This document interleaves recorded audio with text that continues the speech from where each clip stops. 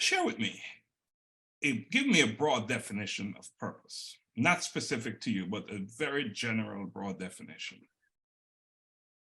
You know, Dr. Laxley, I think this has to be the sort of thing that makes you wake up in the mornings, and the thing that consumes you, the thing that drives you, whatever that thing is.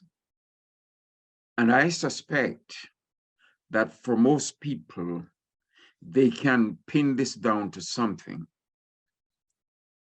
Each of us might have different answers, but that's my suspicion. That's the general overview that I would give in terms of a general definition of purpose. Anything that makes you wake up and consumes you all day. And if I may add, it's that same thing that make you not want to go to sleep, right? Right. Because you have something to do. Because And it has to be done today. Absolutely, absolutely. You know, keep you up at night and make you want to get up, right?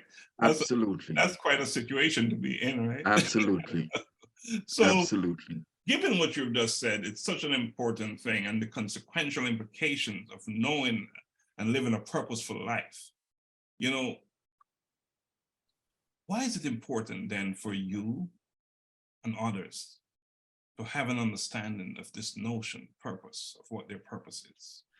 I think it gives us direction. Direction because without a purpose, it's like you're floating like a leaf in the wind, or like a leaf on top of the water. And based on what we have said before, the view is that we, at the top of the animal chain, we have to be here for a reason. For the animals, they can run around and do whatever they want to do.